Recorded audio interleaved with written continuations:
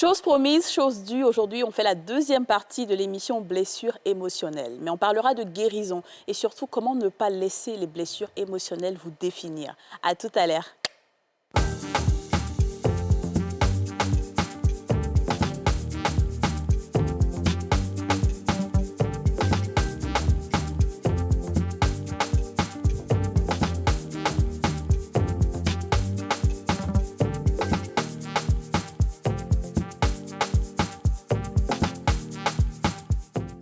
On a tous une bonne raison de suivre les femmes d'ici avec Double Millionnaire.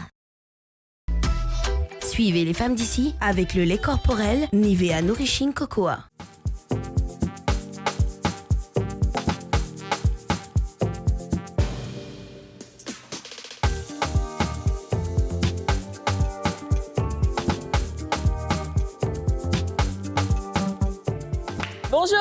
Bonjour à tous et bienvenue dans ce nouveau numéro des femmes d'ici, l'émission en question, l'émission autorisée, l'émission la plus suivie du monde, l'émission préférée des Ivoiriens, de la diaspora, l'émission qui restaure, qui transforme, qui édifie, qui aide, qui éduque, qui forme et surtout l'émission qui inspire. Alors, cette émission était tellement attendue. Tout le monde attendait la partie 2 de blessures émotionnelles parce que c'est dans cette émission-là que Dija a pleuré. Et ça n'arrivera plus jamais. Oui. On dit jamais, jamais. Non, c'est bon, c'est fini. C'est dans cette émission que Dija a fait le buzz. Franchement, j'ai vu ma tête partout. Oui. Et puis, on peut faire ça. C'est comme ça que vous attendez les autres, non? Comment te sens-tu après avoir été la star des réseaux sociaux? On pleure. Franchement, heureusement que ce n'était pas un buzz. Tu vois, parce que franchement, et ça m'a touchée parce qu'il y a énormément de personnes qui ont écrit « Moi aussi, je suis comme elle, etc. » Et c'est là où tu te rends compte qu'en fait, parfois tu penses que tu es seule, mais en réalité, tu n'es pas seule. C'est ça, c'est ça. Et ça m'a fait penser qu'il y a énormément de gens qui ont besoin d'écoute. Surtout ça, surtout d'écoute. Ouais, je suis d'accord. Yasmina, comment vas-tu? Ça va, je vais très bien. Tu es très sexy, hein? Merci.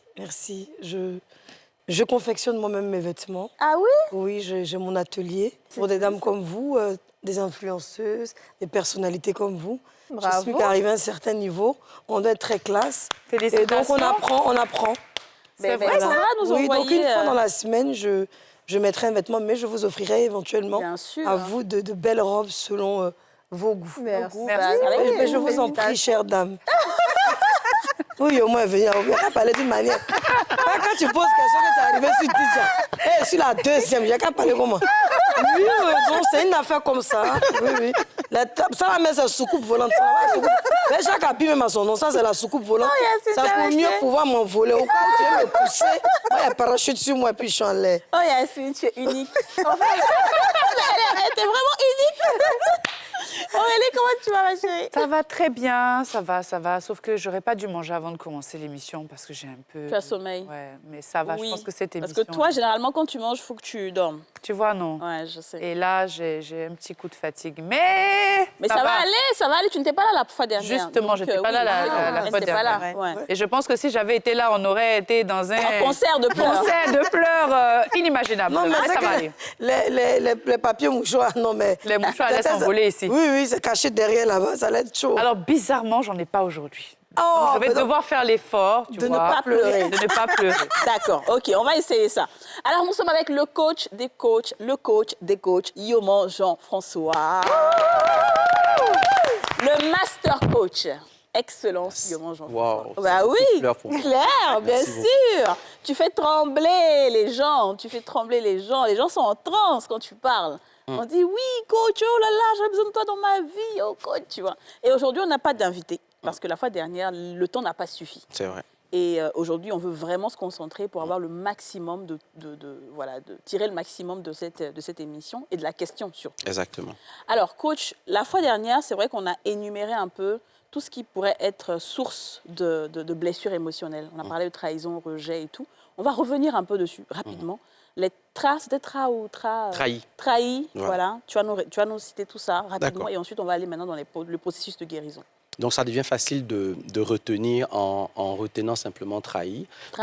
Donc le T pour la trahison elle-même. C'est ça. Ok, le R pour le rejet, C'est ça. le A pour l'abandon, Ouais. le H pour l'humiliation et le I pour l'injustice. Wow, Voilà, c'est vraiment. ça. C'est ça. Simplement.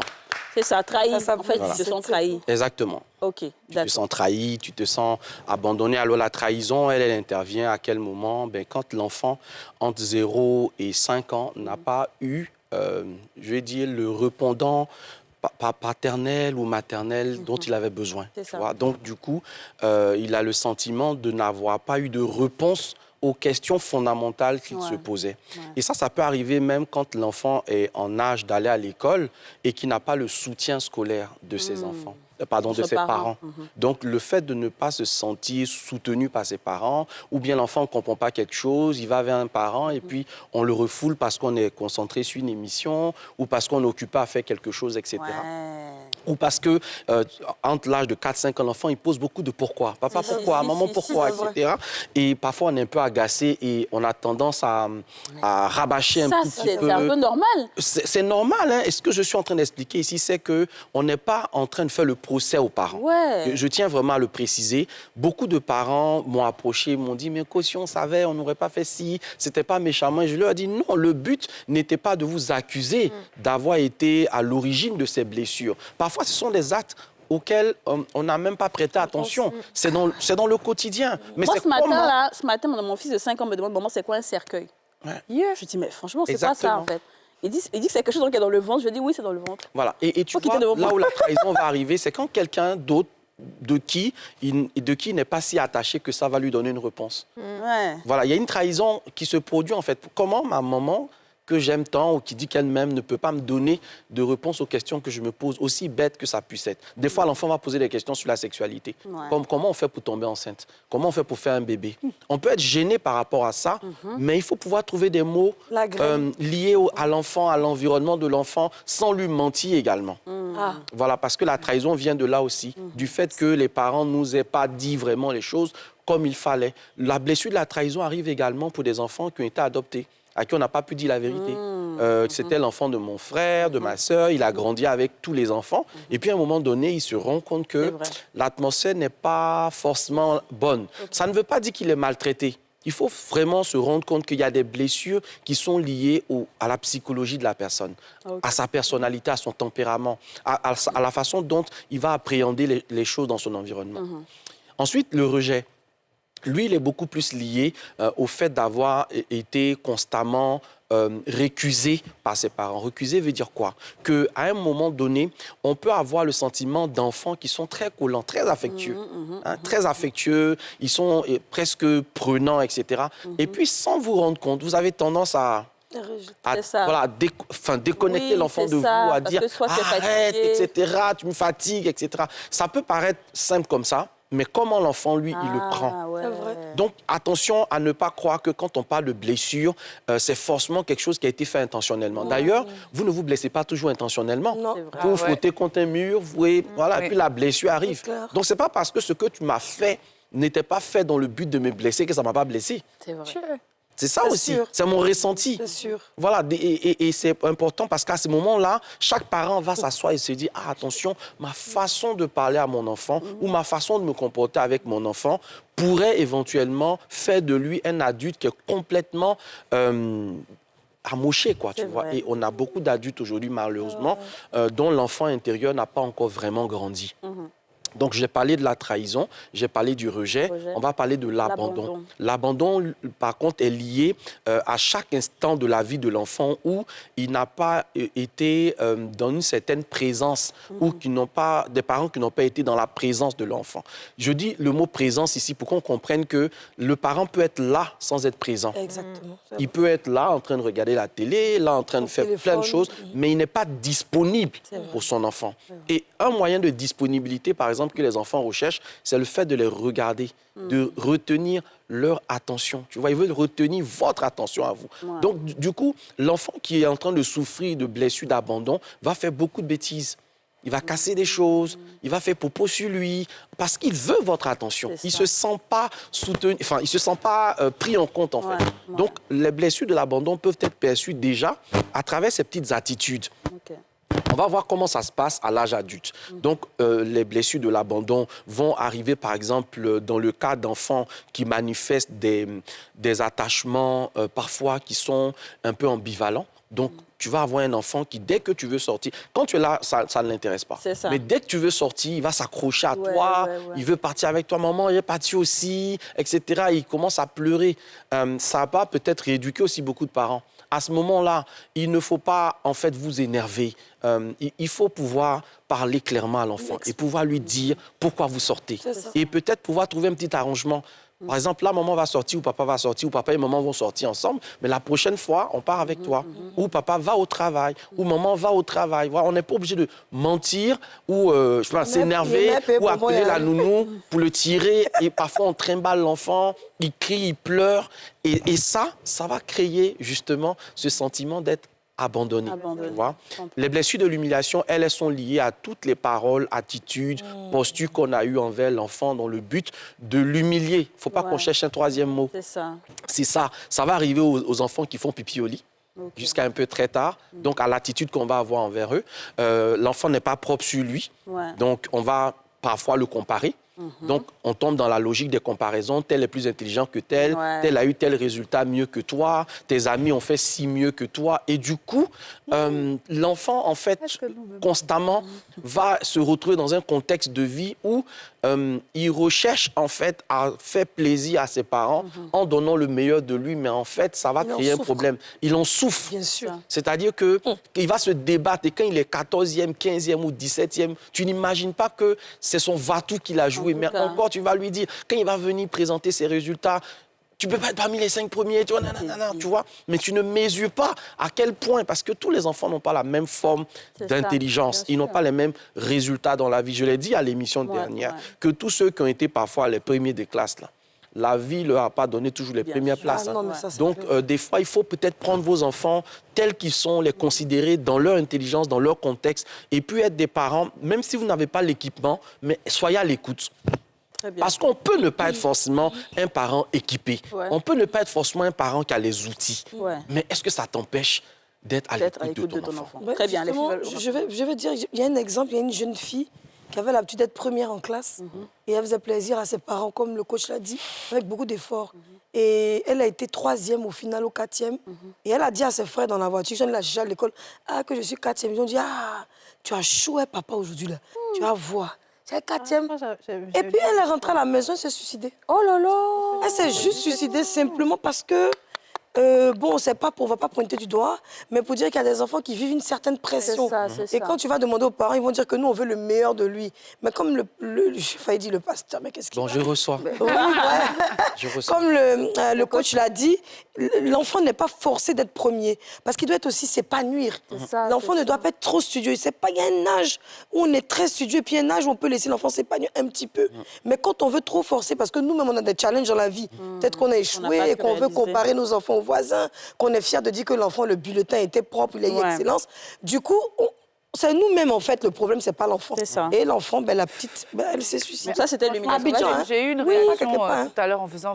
Parce qu'en fait, je me demande si en réalité le parent parfait existe. Est-ce qu'il est possible d'inculquer à un enfant certaines valeurs sans pour autant heurter ses sensibilités? Parce que, comme on dit en tant que parent, on ne donne que ce qu'on reçoit. Et sur 7 milliards ou 8 milliards, je sais que malgré, dans toutes les familles, il y a toujours quelque chose, quoi. Est-ce qu'en réalité, le parent parfait, il existe? Non. C'est tout comme le mari parfait n'existe pas, comme la femme parfaite n'existe pas, tout comme la vie parfaite n'existe pas. Et c'est pour ça que j'insiste au cours de cette émission, pour que les parents ne tombent pas en culpabilité. L'idée, c'est d'attirer l'attention, l'idée, c'est de sensibiliser. Dans cette vie-là, où nous sommes un peu comme dans une atmosphère où il y a des ronces et des épines, c'est un miracle de ne pas sortir blessé. Voilà. Donc, ce qui est normal, c'est que tu sois blessé. Voilà, c'est ça qui est normal. Maintenant, ce qui est encore plus normal, c'est que tu prennes conscience de ta blessure et que tu n'en fasses pas une justification pour mal vivre. Que tu n'en fasses pas une justification, parce que j'entends des parents qui vont te dire « Ah, moi, je ne peux pas lui parler autrement ». C'est là où il y a problème. Parce qu'une fois, quand tu n'as pas encore pris conscience, tu n'as pas de problème. Mais dès lors que tu sais, tu n'as plus d'excuses, voyez. Et donc, pour tout te dire, Aurélie, on fait tous des erreurs au quotidien. Comme je l'ai dit, il y a des blessures qui résultent même d'attitudes qui sont liées à toi, ton état de fatigue. Tu es juste fatigué. Tu es juste fatigué. Tu as fait une longue journée, il y a eu beaucoup de stress, etc. Et puis, il faut reconnaître que les parents eux-mêmes ont leurs blessures aussi. Bien sûr. On est tous des blessés qui se débattent dans cette vie. Ça. Donc, voilà. Et pour revenir un peu sur ce que... Yasmine a dit, et c'est très, très bien dit comme exemple, Yasmine. Pourquoi? Eh bien, parce qu'il y a l'effet miroir en psychologie, qui est le fait que parfois, eh bien, le parent va vouloir transférer à l'enfant ses échecs. Donc, on veut que l'enfant réussisse pour que ça nous donne de partager, en fait, d'une certaine façon, la réussite de cet enfant. Donc, quand il échoue, ça nous rappelle aussi nos propres échecs. Quand l'enfant ne travaille pas dans une certaine dimension, c'est un peu comme si c'est nous que ça humiliait. Donc, ça peut interpeller le parent aussi sur ses propres blessures de l'humiliation. Un parent qui a tendance à mettre trop de pression sur le résultat, sur l'honneur, etc., généralement, c'est un adulte qui est en train de révéler qu'il a lui-même une blessure de l'humiliation. Ça, je suis d'accord avec ça. Est-ce que un parent, par exemple, qui a eu la blessure du rejet, va transmettre cette même blessure-là à son enfant, ou ça peut arriver inconsciemment et involontairement. Voilà. Inconsciemment et involontairement, on va parfois faire vivre aux autres, en fait, une sorte de masque des blessures que nous avons. Et en voulant masquer notre blessure, on finit par reproduire, en fait, dans la vie, soit du conjoint, soit de l'enfant, la blessure que nous avons. Dans le cas du rejet, par exemple, comme je ne veux pas être rejeté, donc je vais avoir ce qu'on appelle le max du fuyant. Chaque fois qu'il va y avoir une situation où on va s'énerver, où il va y avoir prise de tête, je préfère fuir. Et cette posture-là ressemble à quelqu'un de guindé, ressemble à quelqu'un de trop suffisant, ressemble à quelqu'un qui, à la limite, te trouve un peu trop belliqueux, etc. Il va avoir une attitude, en fait, de quelqu'un qui ne veut pas entrer en croisière. Et comme il ne veut pas entrer en croisière, il va développer une attitude de feinte. Et cette attitude de feinte peut être analysée par toi comme, par exemple, de l'orgueil, de la suffisance. Il est imbu de sa personne, alors qu'au fond, il fuit le danger d'être rejeté. Et donc, derrière aussi, quand tu parles du rejet, par exemple, par rapport à l'abandon, la différence, c'est que celui qui souffre d'une plaie ou d'une blessure de l'abandon va avoir tendance à tout faire pour faire réussir la relation. L'abandon est donc une souffrance forte ressentie par celui ou celle qui en est victime. Et à ce moment-là, chercher à s'accrocher coûte que coûte à une personne, à une situation, à un environnement, au risque même de perdre ses valeurs, c'est vraiment la bonne chose à faire pour éviter de se retrouver encore dans un scénario trop compliqué. Waouh. Très bien, on va marquer la première pause publicitaire et on se retrouve tout juste après.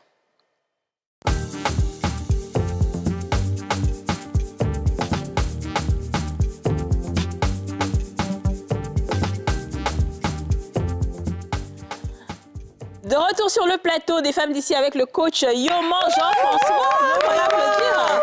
Allô, c'est Yoma. Yes. Alors, Yoman, on va terminer avec I. On a fait tra, I.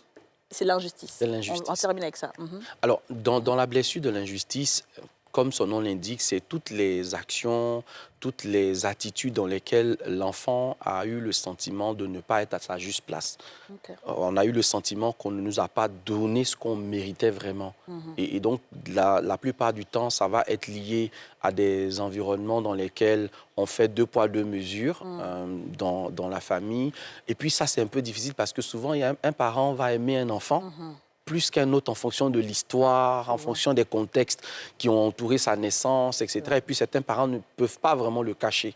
Donc oui, certains enfants vont le ressentir de façon personnelle, vont vraiment grandir avec cette idée de l'injustice qui peut se matérialiser comme une forme de grosse méchanceté à l'égard du frère qui est le plus aimé.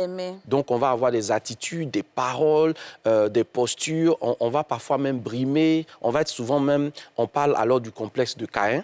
Ce complexe de Caïn qui fait qu'on veut tout faire, en fait, pour casser son frère. On veut tout faire pour lui faire du tort, etc. Et puis, ça ne nous dit absolument rien qu'il souffre, qu'il ait des problèmes, etc. On va être beaucoup plus proche de nos amis que de notre frère ou de notre sœur. On va être plus disposé à faire du bien aux personnes qu'on ne connaît même pas par rapport à ce frère-là, parce qu'on veut lui rappeler que c'est lui qui a tout eu. Et généralement, ce sont les enfants du milieu qui vont vivre ce genre de blessure, de l'injustice, en fait. Quand on parle des enfants du milieu, c'est par exemple, vous avez 3 enfants, le deuxième, il va se sentir généralement... Les aînés, en général, vont être dans des blessures comme les blessures de la trahison et du rejet. Pourquoi? Eh bien, parce qu'à un moment donné, ils étaient là, parfois tout seuls pendant 2, 3, 4 ans. Et puis, hop, les autres sont venus et puis il n'est plus devenu le centre d'attraction ou l'homme le plus important de la maison. D'accord. Alors, justement, pour parler de guérison, il y a une situation qui est très récurrente dans les maisons, c'est que les mamans qui ont élevé leurs enfants seuls, quand l'enfant arrive un peu à l'âge de l'adolescence, c'est là qu'il connaît un peu les marques. Donc, quand il va à l'école, quand il vient, il ne veut plus se contenter de la petite paire de baskets qu'on a achetée. Il dit, maman, je veux telle marque ou je veux telle marque. Et la maman dit, j'ai compris. Et comme il va répéter ça tout le temps, à un moment, il va dire, bon, moi, mais je ne vais pas à l'école. Parce que ma chaussure, là, mes amis se moquent de ça. Ah bon? Moi, je t'élève ici. Tu sais, les sacs. Est-ce que ton papa, là, même, tu l'as une fois vu ici? Tu as vu ton père venir t'acheter ça? Ton père, là, même, à la rentrée, ne donne rien. Il fallait demander à ton père. L'enfant, peut-être, soit il ne connaît pas le papa, soit ils n'ont pas de bon rapport. Donc, à un moment, chaque fois, va lui rappeler, ton père fait quoi? C'est moi qui me débrouille. Comment guérir un enfant qui a entendu toutes ces paroles pendant des années? D'accord. Alors, pour un enfant, le processus va être un peu difficile parce qu'il est encore en construction, mais il est possible de rattraper les choses avec le parent. C'est-à-dire, si le parent est interpellé, sensibilisé sur l'impact du type de relation conflictuelle qu'il développe avec son enfant, il peut, en développant une relation différente, empreinte de beaucoup plus de bienveillance, parce que voici un mot qu'il faut retenir sur le contexte de guérison de blessures intérieures, c'est la bienveillance. En étant dans des actions, des paroles de bienveillance, on peut un peu comme adoucir la blessure. Français plus... Donc la bienveillance, c'est le fait d'être plus gentil, plus attentif, moins dru, tu vois, moins difficile, moins, voilà, avec la personne qui est en face. Et puis, être dans une posture où on se dit, OK, je peux me mettre à la place de la personne et puis me dire, ah, OK, dans cette situation, comment j'aurais aimé qu'on me parle pour que je comprenne. Généralement, si vous posez cette question, vous trouvez le bon ton ou la bonne manière de vous adresser à l'autre. C'est-à-dire, vous vous dites simplement, dans cette situation, comment j'aurais aimé, pas comment on me parlait. Parce que si tu dis comment mes parents me parlaient, tu vas aggraver la situation de l'enfant. Parce que la plupart du temps, justement, on n'a pas eu un environnement familial très, très fast, dans lequel, tu vois, il y avait beaucoup de bienveillance. C'était parfois très dur. Si tu parles d'un contexte de mère solo, par exemple, où il y a une monoparentalité difficile, parce que si elle a du mal à offrir un certain standard à son enfant, ça veut dire qu'économiquement, ça ne va pas être évident. Ça veut dire que la pauvre femme est en train de se débattre pour te trouver, ne serait-ce que la pitance quotidienne. Tu ne viens pas me ramener une affaire de marque. À la limite même, tu prends tes samaras et puis tu te débrouilles avec. Tu vois ce que je veux dire? Mais quand l'enfant vient lui dire les marques, etc., ça lui rappelle elle-même une situation difficile dans laquelle elle est. Et ça doit nous amener à comprendre pourquoi certains parents réagissent violemment.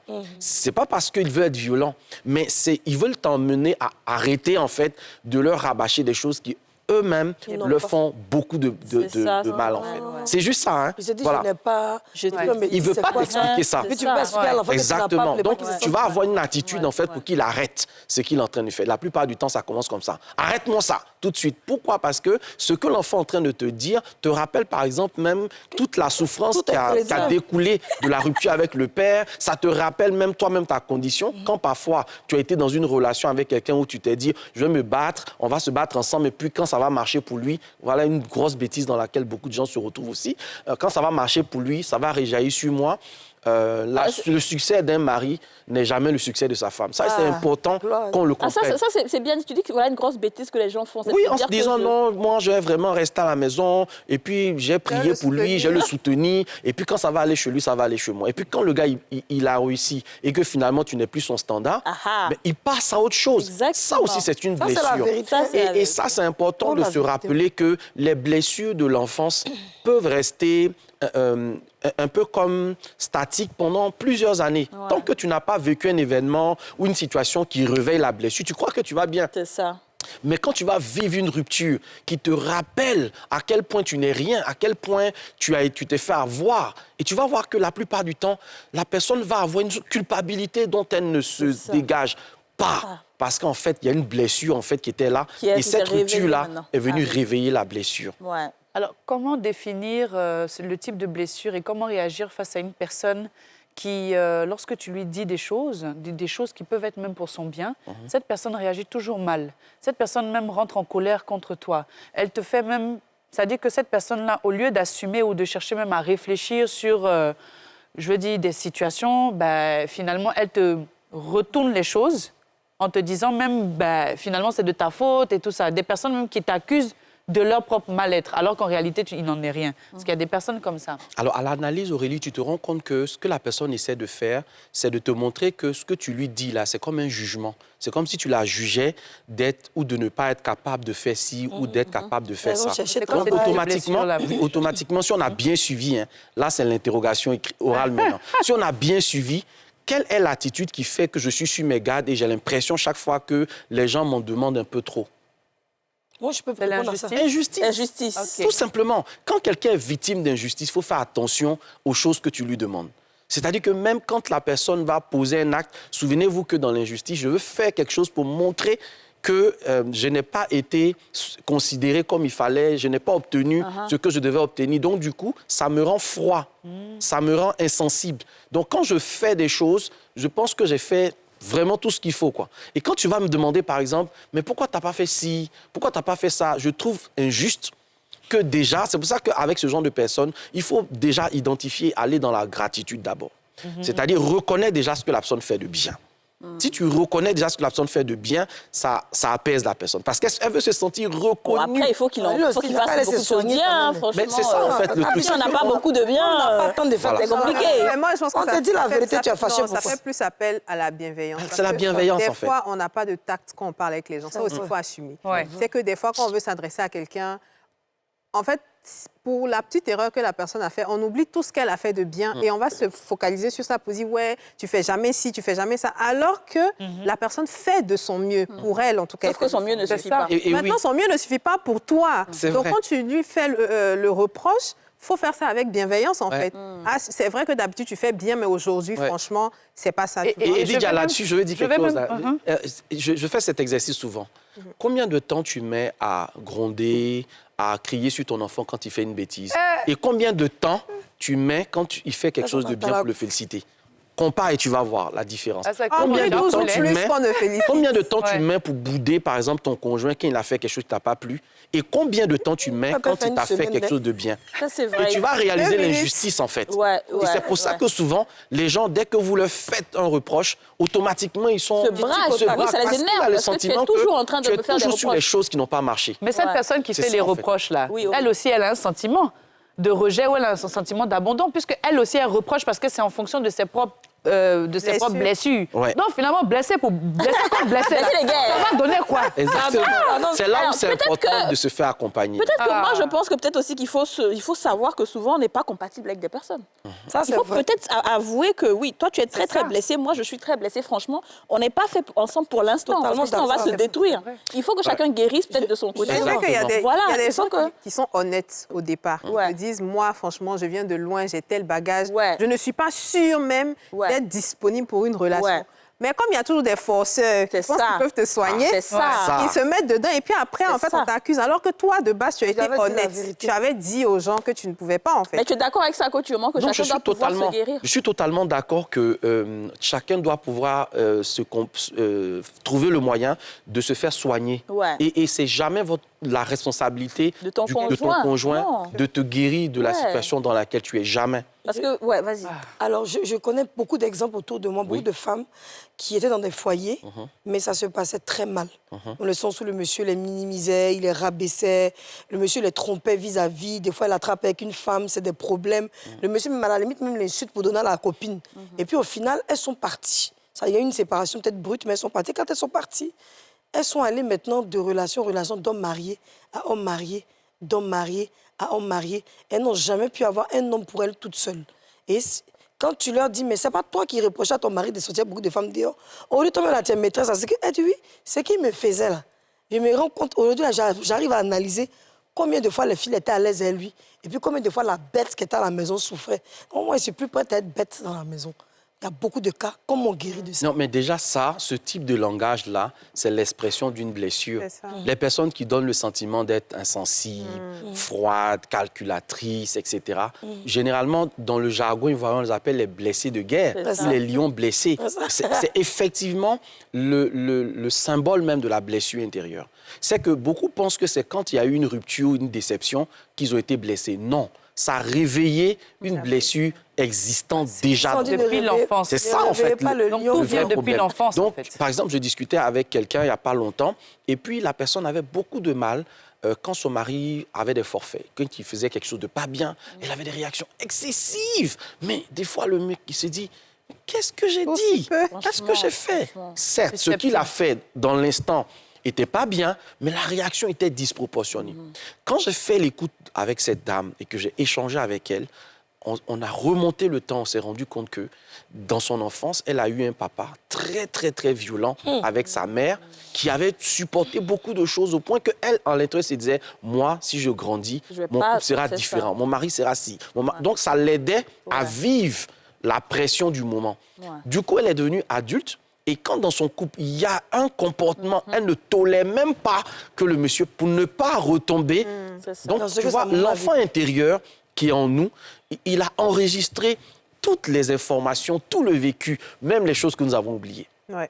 Des fois, nous ne nous rendons même pas compte que le fait d'être si exigeant aujourd'hui, d'être si ceci, d'être à cran sur telle valeur, c'est lié à quelque chose que l'enfant en moi n'a pas su surmonter. Donc, à ce moment-là, eh bien, il est important qu'à chaque étape de notre vie, nous puissions faire notre petit bilan et nous dire, est-ce que l'attitude que j'ai face à telle ou telle situation, est-ce que c'est normal? C'est vrai, hein, la tromperie, l'infidélité, c'est pas une bonne chose. Mais pourquoi je réagis comme ça Overreact. quand il y a... Voilà, pourquoi je suis si excessif Drama. quand il y a une situation comme ça? C'est vrai, le manque de respect, c'est pas tolérable. Mais pourquoi quand on me manque de respect, ça me prend aux tripes au point que je suis capable de faire des choses Casser des incontrôlables? choses. Dès lors, vous allez identifier la blessure qui est en vous. Et à partir de ce moment-là, c'est de l'accepter. Beaucoup de gens essaient de dire non, c'est ma façon d'être. Tu vois, il y a le déni. C'est ça. Il y a beaucoup de personnes qui sont dans le déni et se disent « Oh, vous racontez n'importe quoi. Moi, j'ai pas eu de blessure. Moi, j'ai eu des parents formidables, etc. Oui, tu as eu des parents formidables, mais la façon dont l'atmosphère familiale s'est rythmée, on l'a vu là, lors de notre dernière émission sur le même sujet, c'est pas forcément que le parent a fait quelque chose, mais ta lecture. Tu vois, ta lecture de la situation, tu as la façon dont les choses se passent, ta façon d'être. Parfois, tu peux avoir 2 ou 3 frères qui matchent bien avec l'éducation, l'atmosphère de la maison. Et toi seul, tu as ta façon de faire qu'on ne comprend pas. Donc, on veut te forcer à entrer, en fait, dans le moule. Surtout, par exemple, quand tu es la seule fille et qu'il y a 3 garçons, la maman veut absolument que tu sois son modèle. Quand tu es le seul garçon et qu'il y a peut-être beaucoup de filles, ça. le papa veut que... Donc, du coup, ta personnalité à toi est tiraillée. Et surtout pour les enfants uniques, c'est des fois très difficile. Ouais. Pour les enfants qui ont connu une rupture au niveau parental, donc les parents sont allés de part et d'autre, l'enfant, quand il est chez sa mère, il a une manière de vivre. Quand il va chez son père, il a une autre manière de vivre. Et comme chacun veut montrer qu'il peut donner plus de bonheur à cet enfant-là. Donc, ce que la maman interdit, c'est ce que le papa accepte. Ce que le papa interdit, c'est ce que la maman accepte. Et on ne se rend pas compte qu'en faisant ça, on est en train de créer un monstre. On est en train de créer quelqu'un qui ne connaît pas de limites. Et quand ce gars-là se retrouve dans une relation amoureuse, tu ne peux pas lui fixer de limites. Parce que son propre père ne lui a jamais donné de limites. Sa propre mère ne lui a jamais donné de limites. Toi, tu es qui pour lui donner des limites? Donc, tu vois, il t'aime. Il est quelqu'un qui est bienveillant dans les choses de la vie, mais il y a des aspects sur sa vie où on ne peut pas. Ses amis, tu peux pas rentrer entre ses amis et lui. Parce que ses amis-là ont toujours été là quand ses parents n'étaient pas là. Donc, des fois, vous allez vous dire, mais moi, je suis marié, et puis toi, tu es toujours avec tes amis. Mais est-ce que tu connais l'histoire de ce gars? Est-ce que tu connais l'histoire de cette fille? Pourquoi aujourd'hui, pour elle, c'est important, c'est telle ou telle copine? Parce que le modèle de la maman n'a jamais existé. Ouais. C'est sur la maman de sa copine-là qu'elle a appris à être une fille. Ce sont les mamans de ces copines-là qui lui ont appris comment on change, par exemple, les serviettes intimes, hygiéniques, etc. ouais. Alors que sa propre mère était là. Donc, devenue adulte, sa maman, c'est juste une femme qui est là, qui l'a mis au monde. c'est ça. Mais ce n'est pas ce rapport-là qu'elle veut avoir. Et donc, du coup, C'est fort quand même. ça hein, peut amener à une c'est femme sûr, qui dit, moi, je ne veux pas avoir d'enfant, par exemple. Ouais. Moi, je ne veux pas me marier. Moi, je ne veux pas faire ceci. Ne jugeons pas trop sévèrement les gens sans connaître leur histoire. Je comprends. Alors, Vous savez, il y a... nous, souvent, il y a un problème ici en Afrique. On veut toujours, surtout quand on prend de l'âge, que nos parents nous aiment. C'est-à-dire, je ne sais pas comment dire, on recherche l'affection de nos parents qu'on n'a peut-être pas recherché quand on était jeune. C'est-à-dire, on veut en faire de trop. On veut envoyer la maman ici, envoyer le papa ici, on veut faire beaucoup de cadeaux. Je ne sais pas si on se sent coupable de quelque chose. Vraiment, je parle de moi aussi, hein. Peut-être c'est moi mon cas. Chaque fois, tu veux trop, en faire de trop, ou pour qu'il soit heureux. Est-ce que ce n'est pas un problème aussi? Bon, Vous comprenez ce que je veux dire, non? Vu comme ça, ce n'est pas un problème en tant que tel. Mais en fait, tu n'en fais pas trop. C'est le sentiment aussi, c'est une sorte de sentiment de reconnaissance qu'on recherche. C'est ça. De reconnaissance à 2 niveaux. Premier niveau, je le fais comme ça pour que, enfin, mes parents sachent que, voilà, je suis devenu ce que je suis devenu. Pourquoi? Parce que peut-être que dans mes transactions avec eux, quand j'étais plus jeune, on ne croyait même pas en moi. Je te jure. On misait sur Y, on misait sur Z, mais pas sur moi. Et puis finalement, la roue de la vie qui s'est bien tournée là, s'est arrêtée à mon niveau. Et c'est moi qui est capable de faire ça. Donc je le fais inconsciemment. C'est vrai que je le fais comme ça, mais il y a un besoin de reconnaissance. Je suis en train de dire à papa, tu vois finalement, maman, tu vois finalement, mais tu ne l'exprimes pas. Parfois même, tu ne le fais pas consciemment. Et puis, deuxième reconnaissance, c'est tu as vu tes parents trimer. Et ça, je pense que ça arrive à beaucoup d'Africains. Tu as vu tes parents trimer, surtout pour ceux qui avaient les mamans qui leur parlaient, les parents qui se confient, bien que ce soit une bonne chose. Hein. Vos enfants ne sont pas vos confidents, arrêtez ça. Ouais. Les mamans qui expliquent comment le papa donne des gourmets, etc. Donc, quand l'enfant grandit, il arrive à un stade où il se dit, ce que je peux faire pour rendre mon parent qui était malheureux heureux aujourd'hui, je vais le faire. Et à ce moment-là, si je peux lui offrir des voyages en business, etc., je le fais. Et ça, c'est la normale, même, quoi. C'est totalement normal. Ça, c'est normal. Mais Moi, dans la limite de vos moyens, ne vous endettez pas pour faire plaisir à vos parents. Ah, voilà, très bien. On va à la pub. On va à la pub et on revient.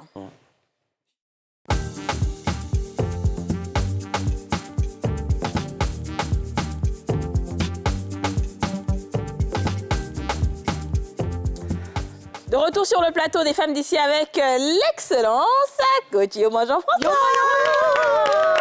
Alors, je vais demander quelque chose. Oui. Comment est-ce qu'une personne sait qu'elle est blessée? Une personne sait qu'elle est blessée, par exemple, quand elle a suivi cette émission et qu'elle s'est rendue compte que tous les signaux ou toutes les caractéristiques qu'on a données correspondent d'une certaine manière à son vécu. Donc, ça veut dire qu'une personne peut se rendre compte qu'elle est blessée si elle est informée, si elle a fait une lecture, si elle a participé à une conférence, à une formation. Sinon, d'emblée, c'est difficile de le savoir puisque les blessures, elles sont intérieures déjà. Et elles modifient à un moment donné notre comportement. Donc, on peut avoir un comportement qu'on croit être naturel, qu'on croit être quelque chose qu'on fait de nous-mêmes, sans se rendre compte que c'est lié à une blessure. Parce qu'il y a des blessures qui sont très soft. Tu vois, quand je dis des blessures soft, c'est les blessures, par exemple, qui font que tu préfères rester dans ton coin, tu ne fais pas vraiment de mal aux gens, tu parles poliment aux gens. Mais il y a des personnes blessées qui sont virulentes. Petit truc, mais qui sont méchantes, excessivement méchantes, qui doivent te montrer que... Tu n'as rien vu encore. Tu vois ce que je veux dire? À ce moment-là, quand on interpelle la personne sur cette façon de faire, elle peut se dire, ah tiens, effectivement, comme le cas de la dame dont j'ai parlé, cette façon de réagir, elle se rendait compte qu'après, elle-même, au fond d'elle-même, elle se rendait compte que j'en avais fait un peu trop. Mais je ne sais pas vraiment que c'est un problème qui fait que je me comporte comme ça, mais je sais que mon comportement n'est pas normal. C'est ça. Mais donc, en gros, je pense que chacun doit analyser ses relations avec les autres. Avec lui-même d'abord. Oui. C'est-à-dire avec moi-même. Est-ce que, par exemple, sans que quelqu'un m'ait fait quelque chose avant, cette attitude-là, est-ce que je la supporte? Parce qu'il y a des personnes comme ça qui ne supportent pas le manque de respect. Que ça vienne de X ou Y, le manque de respect, c'est quelque chose que je ne supporte pas. Donc, je dois analyser moi seul et puis faire ma liste. Je ne supporte pas le manque de respect, je ne supporte pas l'humiliation, je ne supporte pas qu'on m'abandonne en premier. Donc, ça doit m'interpeller. Pourquoi quand je suis dans une relation et que ça commence à mal se passer, c'est moi qui viens en premier pour dire ça suffit. Alors que la personne n'était même pas en train de rompre. Donc, ça, je peux analyser tout seul, sans avoir besoin de quelqu'un. Comment, par exemple, je me sens quand, par exemple, je n'ai pas eu de reconnaissance ou de remerciement après avoir posé un acte. Comment je me sens? Alors que je dis non, c'est rien. Après, quand on te dit merci, tu dis quoi? De rien, non? C'est faux. Hein? On dit il y a un philosophe qui avait dit ça, le refus de louange, c'est le désir d'être loué 2 fois. Donc ça, là, c'est quelque chose que je peux analyser tout seul. Qu'est-ce que ça me fait, par exemple, quand on me claque la porte? Qu'est-ce que ça me fait quand on me jette une clé ou quand on me jette quelque chose? Qu'est-ce que ça me fait? C'est normal, c'est normal. Je suis d'accord. Mais tu sais, en fait, si tu es quelqu'un qui est réconcilier avec toi-même. C'est s'en fout, en fait. banal, en fait. Ouais. Tu ne vas pas accorder une importance particulière. grosse. Je ne dis pas que ce sont des attitudes normales. À accepter, Ce oui, que je dis, comprends, c'est que quel est mon rapport manière de Je comprends. réagir. voilà, Je avec comprends. ça. C'est Nous ça qui autres, peut te permettre. Oui. Si on réagit comme tu dis là, tu dis tellement la vérité, tout est un vrai film. Toi-même, tu es dans le futur. Ça veut dire que si quelqu'un jette la clé et puis on décide de ne pas réagir, enfin, moi, dans mon cas, c'est comme si la personne n'est plus... Elle est insignifiante à mes yeux. Je me dis, mais ça n'en vaut pas la peine. Mais quand je te considère, ça doit me faire mal. Si moi, je considère quelqu'un que la personne me fait, j'aime mal. Mais si je ne considère pas, je m'en fous. Je me dis, oh, c'est son quotidien. Mais ça aussi, c'est une blessure. Non, non, non, attends. Ce que je suis en train d'expliquer, comprends-moi bien. C'est-à-dire que quand on me jette une clé, je suppose, hein, on est en train de discuter, Yasmine, est-ce que tu peux me donner ta clé? Ouais, et puis tu me lances la clé. Il y en a qui n'aiment pas ça. Voilà, ce que je suis en train de dire ici, c'est que l'acte de la personne qui pose l'acte, celui qui pose l'acte n'a pas posé l'acte de façon méchante. Là, on Mais comprend. comment toi, tu interprètes Ok, ça? je C'est vois. ça, en fait, Ah, le là, on a truc. compris, Tu vois ce que je veux dire? Voilà. Aurélie, Alors, moi, je sais que j'ai connu des filles à l'école, comme d'ailleurs tout le monde, hein, au lycée, où qu'on prétendait être des filles un peu faciles. C'est-à-dire, elles sortaient avec tout le monde. On disait, ah oui, celle-là, c'est une... Celle-là, elle a fait si elle a couché avec telle personne. Oui. Et il y a aussi d'autres filles qui vivent souvent certaines relations, mais qui, en fait, partent d'échec en échec. C'est-à-dire, si c'est pas... La plupart du temps, elles ne sont pas méchantes, mais le mec, il se barre, il la manipule, c'est des gens qui... Voilà. Comment est-ce que ce genre de filles-là, elles peuvent faire pour, je dirais, quel est le type de blessure et puis comment elles peuvent faire pour, OK. Overcome. Déjà, voilà, pour changer, quoi. déjà Parce que sache, Aurélie, malheureusement, que c'est la triste. blessure de l'abandon, ça prédispose à la manipulation, ça prédispose à être très... quelqu'un qui va tomber dans des relations, malheureusement, qui vont être empreintes de beaucoup de, tu vois, d'abus. Oui. Les personnes abandonnées ou qui ont la blessure d'abandon sont disposées aux abus. Oui. Et comme je l'ai dit d'entrée de jeu, il y a une loi psychologique qu'on appelle l'effet miroir. C'est-à-dire que tant qu'à l'intérieur de toi, tu as une certaine disposition, Ouais. tu vas attirer c'est les ça. personnes qui sont liées en fait à cet environnement-là. Ouais. Et c'est comme si, sans le vouloir, tu vas être en train de dire « Ah, je ne veux pas de gens manipulateurs, je ne veux pas de gens manipulateurs. » Mais c'est eux, tu vas Mais c'est essayer. eux qui vont venir à toi parce que à l'intérieur de toi, tu n'as pas encore guéri de cette peur excessive d'être en contact avec ce genre de personnes. Tu vas les attirer. Donc, tu vas te rendre compte que les profils des personnes violées, des personnes manipulées, sont parfois, quand on les analyse psychologiquement, on se rend compte que ces personnes-là ont les mêmes histoires pratiquement, ont les mêmes vécus pratiquement. Pourquoi? Eh bien, parce qu'une personne, par exemple, qui va se jeter corps et âme, comme on dit là, en amour, mais qui va mais Abandonner. vraiment vouloir avaler la personne même, limite.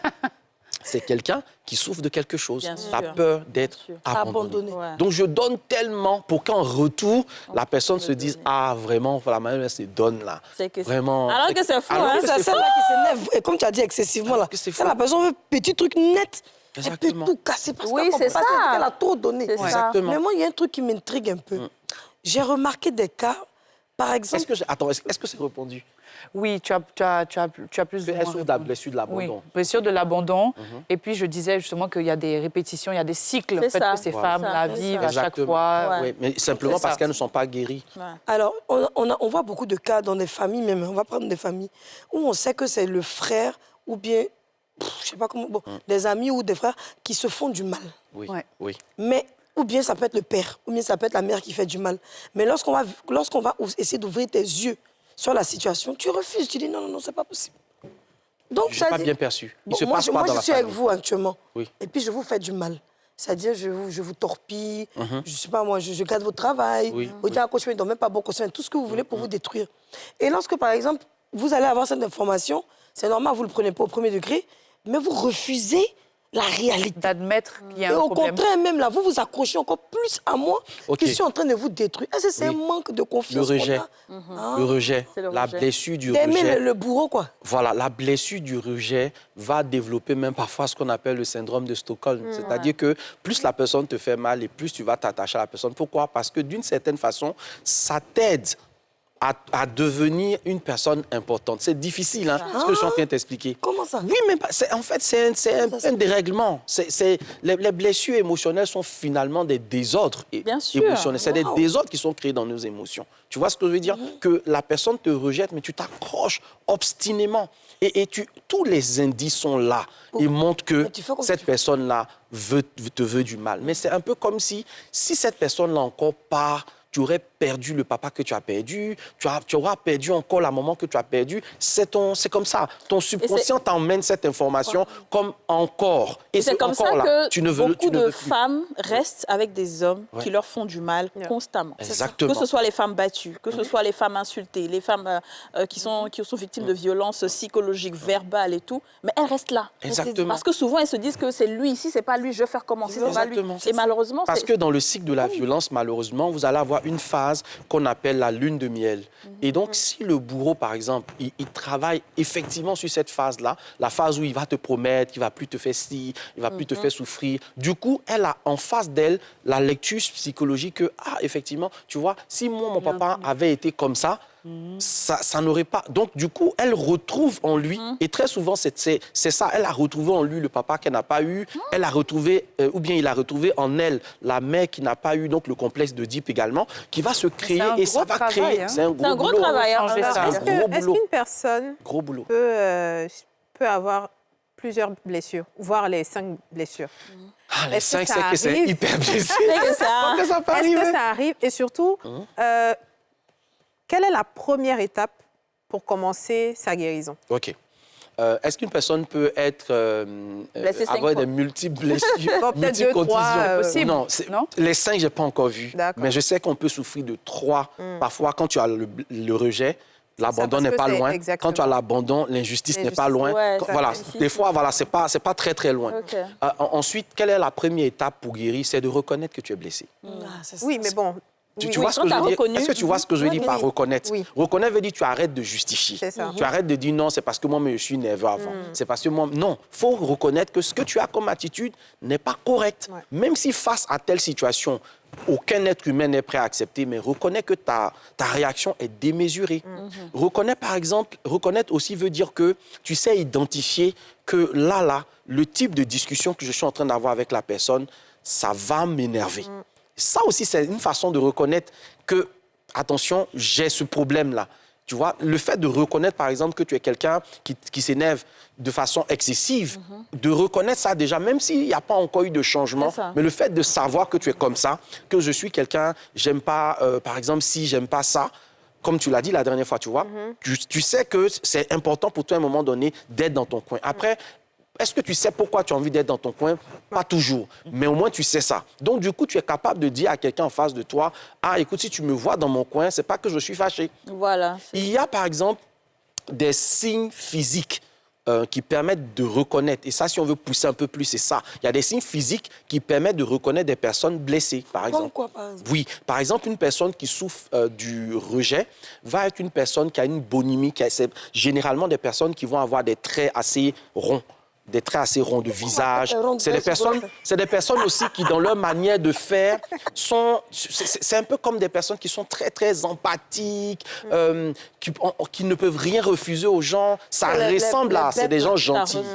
Ça ressemble à des gens gentils. Mais au fond, c'est parce qu'elle a peur que les gens... Par exemple, comment tu vas reconnaître une personne qui a la blessure du rejet? Elle a du mal à te dire non, même quand ça ne l'arrange pas. La personne qui souffre du rejet peut avoir sa facture de, je ne sais pas si on peut citer ici, mais en tout cas d'une compagnie à les régler. C'est-à-dire, c'est l'argent de la facture. Tu viens lui expliquer un problème pour te dire non, je ne peux pas. C'est difficile. Et ça fait que ça crée des problèmes en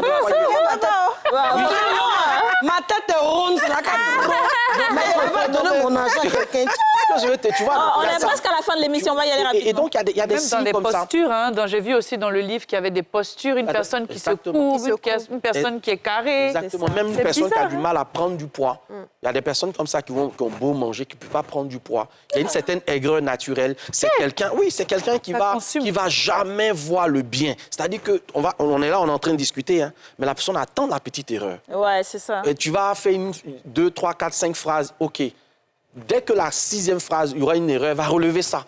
Elle va te montrer qu'en fait, tu n'es pas si... C'est ça, si intelligent, tu n'es pas si brillant, tu n'es pas si... Ouais, c'est ça. Exactement. Donc ça, oui, bien sûr, c'est une rabaisser, blessure là. d'injustice. Ouais, ils sont La toujours blessure d'injustice fait ça. toujours rabaisser. Toujours rabaisser. Toujours... Est-ce qu'il a répondu à la question d'Idja? Donc après, Oui, après, c'est quoi la première étape? Ah, ok. Donc, on va aller sur toutes les étapes. Donc, première étape, tu reconnais. La deuxième étape importante, c'est de savoir que tu vas devoir faire face à ça. Que ça fait partie de ta vie, en fait. C'est ton histoire. Il ne faut pas pouvoir ausculter cette histoire et te dire, oh oui, ou bien vouloir trouver des circonstances atténuantes. C'est parce que mes parents étaient ci ou ça. Non. C'est de pouvoir reconnaître que cette histoire est la mienne. Effectivement, ça n'a pas bien marché avec mon père. Effectivement, ça n'a pas bien marché avec ma mère. Étape numéro 3, c'est de commencer à me dire, est-ce que je ne suis pas en train de reproduire le modèle que j'ai fui ou le modèle qui m'a fait mal à d'autres personnes. Donc, prendre le temps, ce recul-là, et de voir comment mes relations sont avec les gens. L'enquête 360, ça aide, c'est-à-dire poser des questions autour de soi sur comment je me comporte avec vous, quel est le retour. Voilà. Et ensuite, 5e étape qui peut être intéressante aussi, c'est de se faire aider.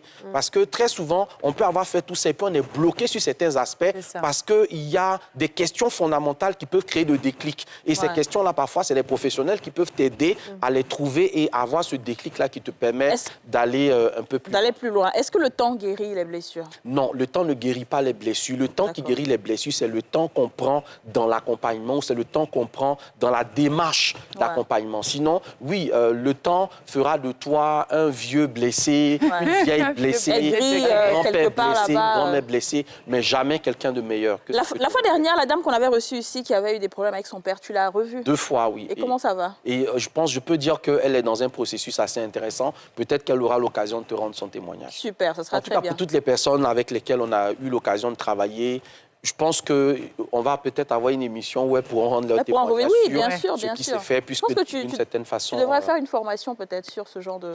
Oui, en tout cas, le samedi 1er juin, à partir de 9h, je fais une formation entièrement ouverte sur les blessures intérieures, comment en guérir. La promesse, c'est que ceux qui viendront de 9h à 13h vont repartir guéris. C'est quand même audacieux, non? C'est audacieux, mais c'est possible puisque, justement, ce sont des méthodes, des techniques qui vont être vécues en live. Voilà, ça va être vécu en live. Je vais donner des outils, des techniques. Par exemple, la lettre du cœur, qui est un outil très puissant pour reconnaître tout de suite ses blessures et en guérir. C'est quoi la lettre du cœur? Eh bien, c'est un courrier qu'on fait et quand on vient à la conférence, on découvre le reste. Oui, bien sûr, avec plaisir, L'émission est finie. Bravo, Coach Mo. Non, je t'en prie. Vraiment, félicitations. Je pense qu'on est tout le monde est blessé quelque part. Peut-être d'autres à des niveaux un peu plus... Tout à fait. Plus moindres que d'autres, mais vraiment félicitations, merci beaucoup. Prie. Écoutez, l'émission est finie. Voilà, merci. On va avoir une 3e partie? Non. Ah si, il y a encore beaucoup. Les papatos, les D'accord, on verra. En fonction des commentaires qu'on aura aussi en bas, on verra. D'accord?